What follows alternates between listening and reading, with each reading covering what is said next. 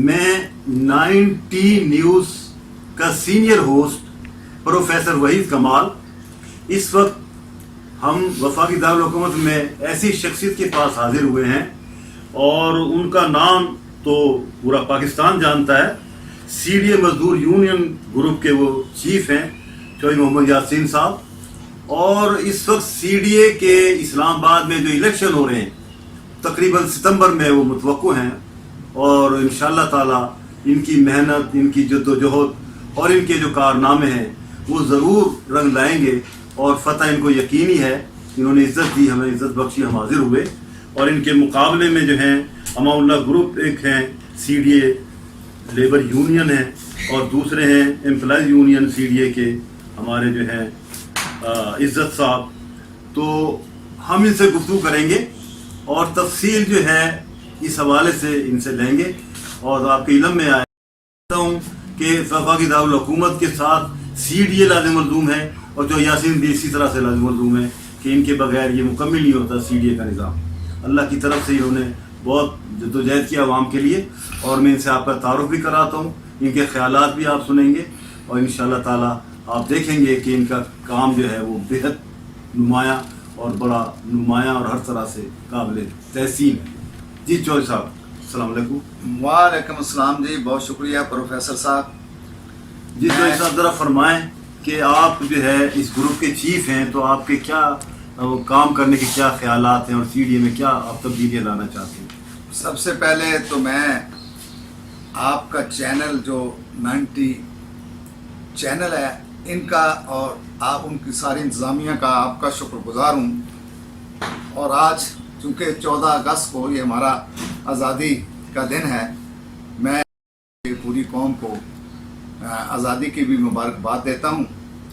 چونکہ جیسے آپ نے انٹرو میں فرمایا سی ڈی اے ایک بڑا ادارہ ہے, راولپنڈی اسلام آباد ڈویژن میں سب سے بڑا ادارہ سی ڈی اے کا ہے, جن میں 15,000 سے زیادہ کارکن محنت کش ملازمین جو ہیں وہ کام کرتے ہیں.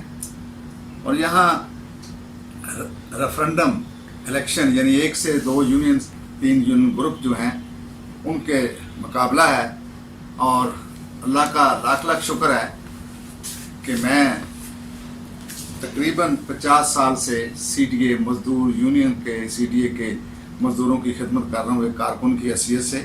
اور مجھے اللہ نے اور میری ٹیم کو 3 دفعے موقع دیا لگاتار کہ ہم نے الیکشن ریفرنڈم جیتا اور مزدوروں کی خدمت کی, جو ایک تاریخ کا حصہ ہے.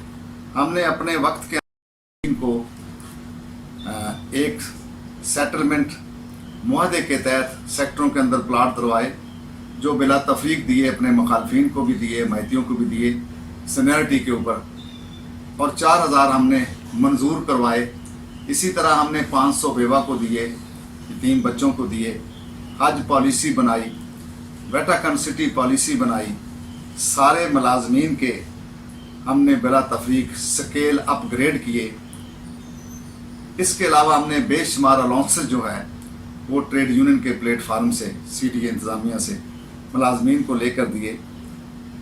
لیکن بڑی افسوس سے مجھے کہنا پڑتا ہے کہ یہ جو تسلسل تھا اور مزدور خوشحالی کی طرف جا رہے تھے, سی ڈی اے کے ملازمین جو تھے آئے دن ان کو خوشخبریاں ملتی تھیں.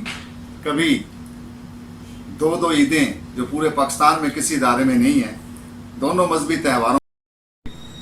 مجھے انتہائی دکھ اور افسوس سے یہ بات کہنی پڑتی ہے, سی ڈی اے کے ملازمین بڑے باشعور ہیں, وہ جانتے ہیں یہ جو میں بات کر رہا ہوں کہ 4,000 پلاٹ ہم نے دیے, یہ 4,000 گھروں میں خوشحالی آئی. اس میں سی بی اے کا یہی کام ہوتا ہے کہ اس کا کوئی مخالف نہیں ہوتا جب وہ الیکشن جیت جاتا ہے. اور 4,000 جو ہم نے آنے والے ملازمین جو بقایا رہ گئے تھے ان کے لیے جو منظور کرائے, اسی امان اللہ نے اپنے حوالیوں کے ذریعے 30 اپریل 2011 کو اس کی قرعہ اندازی ہونی تھی, بیلٹنگ ہونی تھی, اور انہوں نے ہائی کورٹ سے اسٹے لے لیا.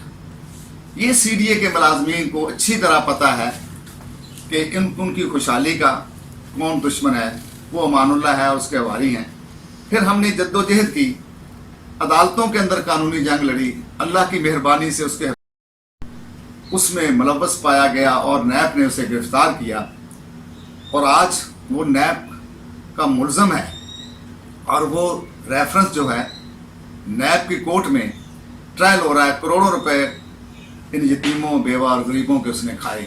اب اس شخص سے کوئی اگر یہ توقع رکھے کہ وہ کچھ ملازمین کے لیے کرتا، اور ملازمین کے اور پھر جو انتظامیہ کی ملی بھگت سے آیا تھا، تو یہ ویسے ہی بڑی ہی غیر مناسب بات تھی۔ تاہم ہم نے سوچا کہ اگر ہم نے اس پروسیس کو روکا، چونکہ ہم جمہوری لوگ ہیں، تو مزدور کو ناقابل تلافی نقصان پہنچے گا، لہٰذا ہم نے کہا کہ تمام تر تحفظات کے باوجود ہم یہ جو نیا تجربہ ہے اس کو بھی کر لیتے ہیں۔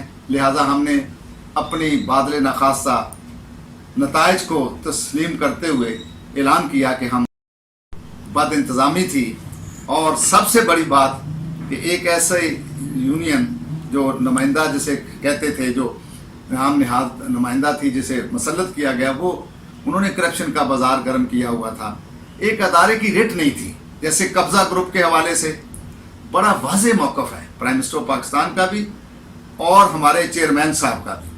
جہاں جہاں ہماری سرکاری اربوں روپے کی زمینوں پہ قبضے ہیں، آپ آج دیکھ رہے ہیں کہ چیئرمین صاحب نے کہا کہ اس پہ کوئی ٹالرنس نہیں، کسی قسم کا کوئی کمپرومائز نہیں ہے، اور ہمارا انفورسمنٹ ڈائریکٹریٹ، ہماری آئی سی ٹی کی انتظامیہ جو ہمیں یہ ایج حاصل ہے کہ وہ چیف کمشنر کا چارج بھی ان کے پاس ہے، مشترکہ طور پہ اربوں روپے کی زمینیں واگزار کروا چکی ہیں، اور ان کے چیئرمین کی قیادت میں ادارہ دن رات آگے بڑھ رہا ہے۔ ہمارے لیے یہ بڑے فخر کی چوئی بات صاحب، ہے۔ ایک سوال یہ آتا ہے کہ ریسنٹلی جو بارشیں ہوئیں ہوا، یا آپ کی نظر میں پہلی دفعہ یہی کام ہوا ہے؟ نہیں، یقیناً جی، دیکھیے لاشاری صاحب کا حوالے سے اگر بات کریں تو اس اسلام آباد کی تاریخ میں لاشاری صاحب کا ایک اپنا مقام ہے۔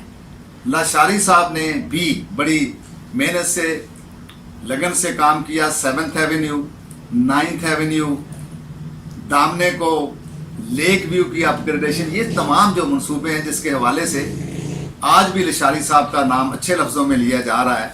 میں یہ سمجھتا ہوں کہ لاشاری صاحب نے بھی بڑا اسلام آباد کے شہریوں کی بہتری کے کام کیا، لیکن لاشاری صاحب کے وقت میں ادارے کے حالات بہتر تھے، انہوں نے مزید بہتر بنائے، انہیں بھی جنون تھا، ان کے اندر بھی جذبہ تھا، وہ بڑے کریٹو تھے۔